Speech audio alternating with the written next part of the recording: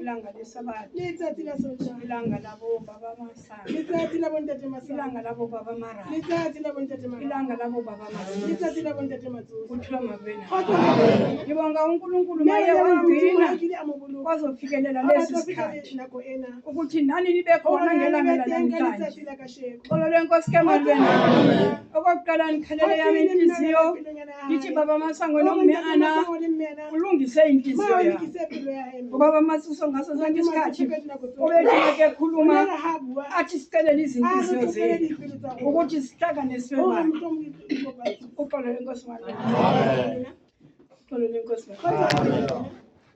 Ndinibizile bantu Mme o re bitsitse batho ba Modimo. bekungafanelekanga uba ndinibize Mme o ngoku. tshwanetse hore mme o re bitsitse jwalo. Kufanele nibe nibizwe Tshwanetse ba ngoFebruwari. ka February. Kodwa ngenxa yoba ndandingekho ndisekhaya ndandinezifo ezininzi kakhulu ukuthiwa makwena. Ekhaya ndimo omdala, abantu abadala basekho. Umntana kabhuti wam watshona edamini wabe uyasoleka. Umntana kabhuti wami owentombazana oyena omdala wagula kancane wabe uyasweleka. Makeza uhamba uqale waya emangcwabeni asazi ukuthi ufike wathini ukuthula makwena. Uma sendifika lana ndifike kule veki seyingamathwasa. Emveni kwamathwasa bekufanele uba ngumsebenzi walapha ukuthula makwena. Ndanyuka ndaya endaweni yaseSoshanguve. eSoshanguve ndasiwa ngubaba Masiso nomama. Xolo lenkosi makwena. Bathi Makgatebe hamba uye eSoshanguve ubaba Chipapa. Yonke into sizayiva ngaye, into yakho yonke sizayiva ngayo ukuthula makwena. Ndafika ndanyuka ndaya kuye. Mandifika wabheka phansi wandijonga wasmayila wathi wena xa usamane ubuyisela hayi ndiyabona njengoba ndimoyika nje ndamjonga kakuhle ndamjonga ukuthiwa makwena ndathi andinamali andinamali wathi Makgatebe keri misebenzi mingata bathi bona baba abayo ndathi akinathethe ndani akinoyenza umsebenzi ukuthiwa makwena. Lo msebenzi bantu bakaNkulunkulu waphuma kubaba Masuso endaweni yaseKokwani. Masiqala ukuhlala kule ndawo sasithandaza siselwe ubaba Mngomezulu nomama Mngomezulu. Kwakungaba abantu ababelapha beze kulo msebenzi. Ubaba Mngomezulu make sishiye emhlabeni ngenyama ndacinga uba kuzawuthiwa kuzumama. Ubaba wathi iya kubaba Chipapa ukuthiwa makwena. Ngeke umuntu kaNkulunkulu kuleyo ndawo leyo uNkulunkulu kababa Masango engathi angabanayo. Ndinibizile bantu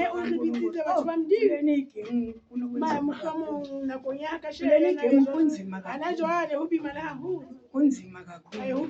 Ndikhumbula kuqala masiqala sifika phakathi kwale ndawo ukuthiwa makwena. Masiqala sifika apha sithandaze kwakunzima kakhulu. Naboomakhelwane kwakunzima. Sade saya nasekhoti sathatha sasiwa ekhoti ngenxa yokuthandaza kule ndawo ukuthiwa makwena. Umakhelwane wam ongemva ethi mna ndimsithile abantu abambona apha endleleni ukuthiwa makwena. Kodwa wathi uMantyi makethetha wathi wena wawuvumela ntoni uba indlu yakho ibe ngasemva ukuthiwa makwena.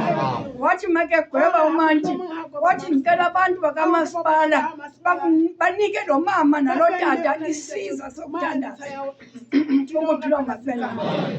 Ukuthiwa makwena saba siyiwinile icase ukuxolo lenkosi makwena. Emveni koko waphinda kwakhona wabuya kwalo makhelwane wam wahamba wayosimangalela wathi thina sibhafa abantu lapha siyarasa senza yonke le nto lena siyakhe nendlu apha amanzi angena phezu kwezitena zakhe ukuthiwa makwena.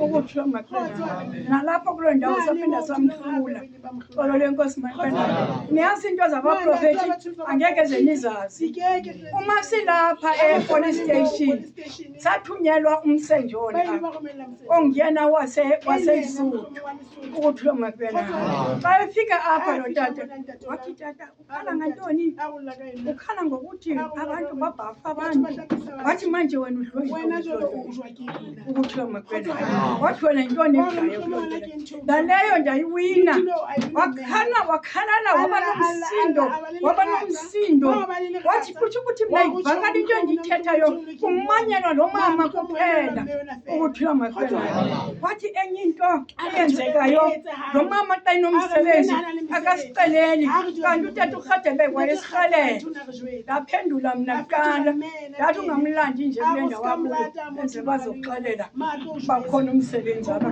lande ukhona kafanga ukuthi lo makwena senditsho ukuthi bantu bakaNkulunkulu okwendiloko ndifumana inzima phakathi kwale ndawo namanje seke ngekho baba uRhadebe sifumana ubunzima ukuthi lo makwena sikelani isithandazise ubunzima esinabo aba sibeka abatata ababekezeleyo phakathi kwale ndawo abantu bayakhuluma lapha phandle abantu ekomponi bayakhuluma bathi ma bekhuluma nabo tata bathi he nifuna ntoni laphayana niyothandaza kulaa mama ungena ndoda ukuthi lo makwena nithi nagqiba ningabotata nibe niyothandaza phantsi komama ukuthi lo makwena anditshoyo ke ndiyababeka baba Masango noMama Ana abahlomelela amandla bangayiphi amandla endleleni xolo lenkosi ke makwena ndiyacela abantu bakaNkulunkulu nikhe nisithandazise kakhulu iCOVID ihambe nabantu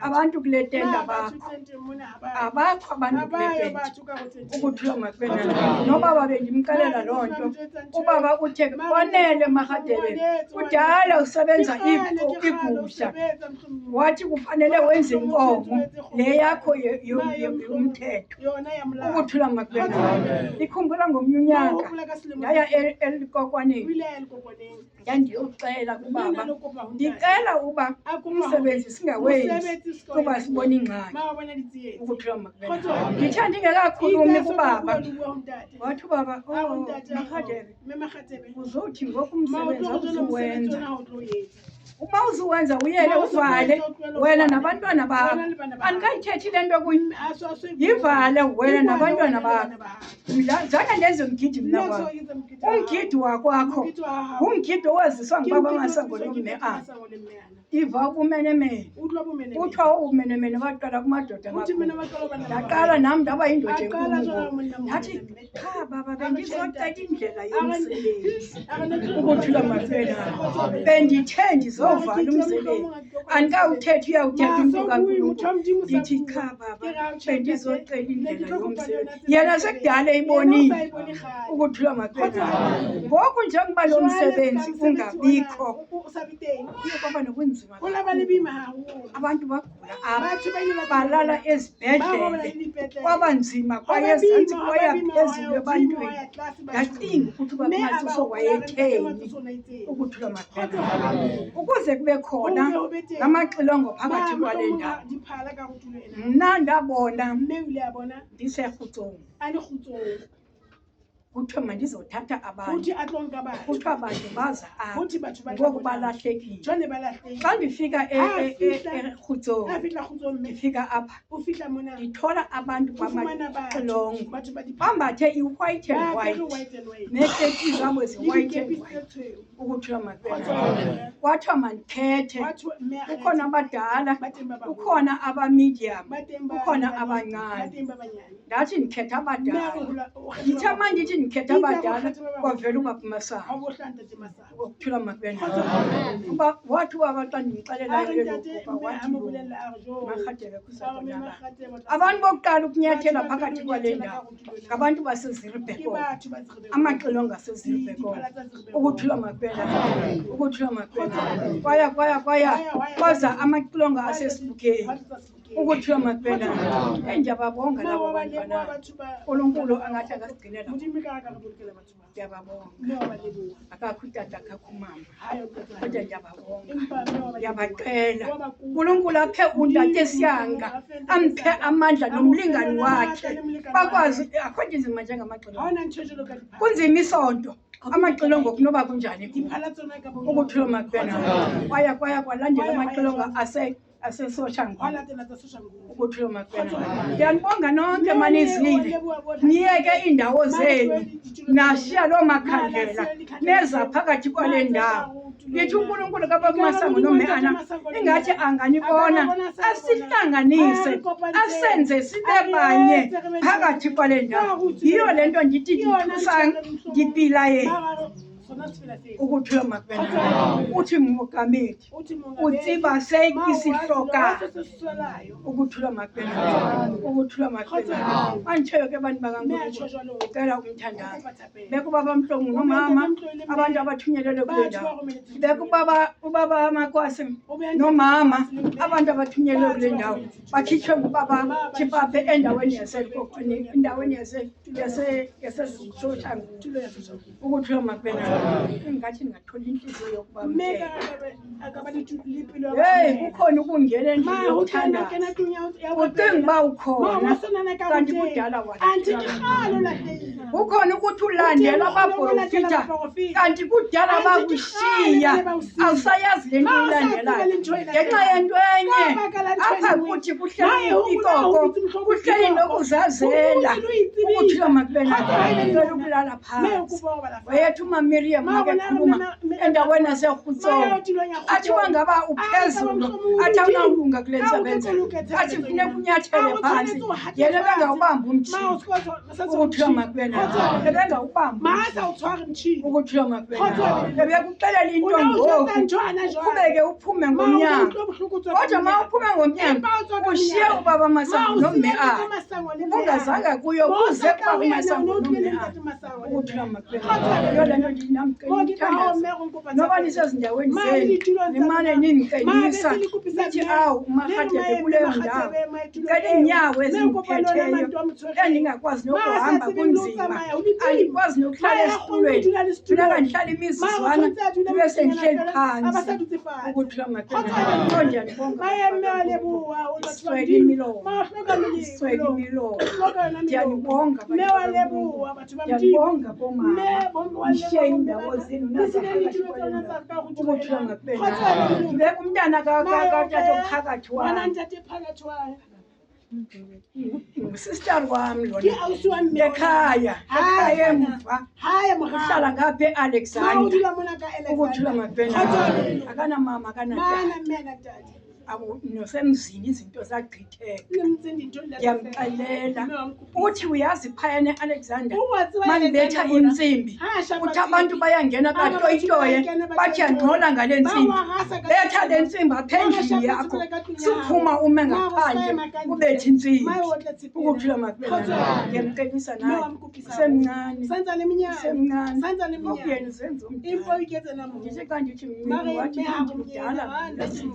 ndimdala mdala mna sisiyamnene sizabona izibanga ukuthiwa makwena anditsho ke ndiyanibongela naye ndimcelela indlela ejikayo ngelanga namhlanje uNkulunkulu kaBaba Masango noMeana angathi angabanayo bongela abantwana bakaMamiriam ndiyanibongela abantwana bakaNkulunkulu heyi kufuneka ubunye ngoku kufuneka ubunye ngoku hayi leyo ukhetha uzibona ukuthi wena nguwo bhetere uba ngabe ungangeni kule teketse 3228 awukho sendleleni ukuthiwa makwena ayikho leyo nto masihlanganeni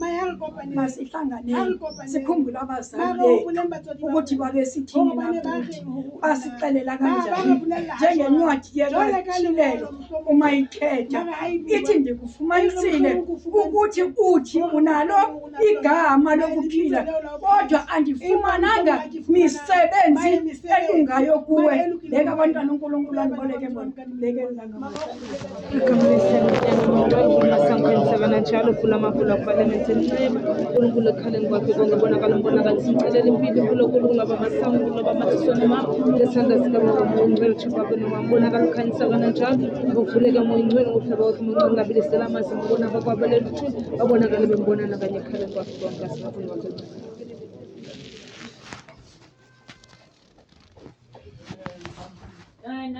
Sabona Jehovah, Abina divina